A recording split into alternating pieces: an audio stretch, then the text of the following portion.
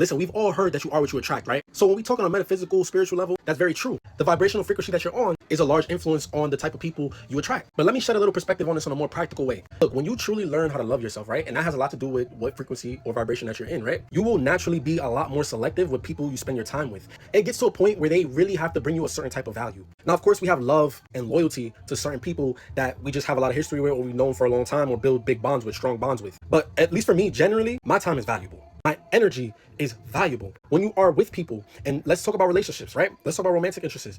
When you are with a person, there's a lot of sacrifice, compromise, and energy poured into that. This is why a relationship could only really work if the person you're with is on your level, or if y'all are on the same level. Because a person who's with someone who's not really on their level for real, they're not going to see much value in that person, because that person isn't really bringing something to their life that they lack. So sure, you could be compassionate, you could want the best for everyone, but you might not see value in being around a person, or you might not really get value out of being with a certain person because they just aren't on your level. They aren't bringing something to you that they aren't pouring in your cup. You get what I'm saying? So if you feel like someone isn't pouring in your cup, then there isn't going to be much that's going to keep you interested.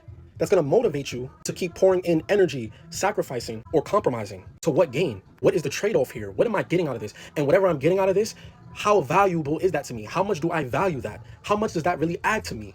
Why would you put so much energy, time, effort into something that doesn't give back to you? At least enough to where it truly is something that you can't really get somewhere else. Like, I hope you guys understand what I'm saying. The person you are with should be bringing some type of value to you. And that's with friendships too. Friendships is another form of relationships. Even though I'm focusing on the romantic relationships, friendships, this is a thing too. But I'm speaking on the romantic side of things because romantic relationships come with a lot more compromise and more effort. Not to say regular relationship friendships don't come with compromise and effort.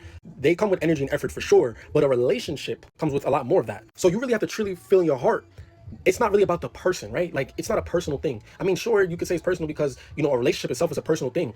But what you get from the relationship, or if you're just right for each other, like, if you guys are just not right for each other, it doesn't always mean that there's something wrong with you or there's something wrong with them. Y'all are just not, sometimes y'all just not on the same level. Y'all don't, it doesn't work out because it's just not meant, or it doesn't fit because of what each other values. And here's the thing, when you're on a certain level, when you are in a certain consciousness state, or you're on a certain vibration, the things that you value change. So the average person, it doesn't take a lot for them it doesn't take a lot, or they don't need a lot.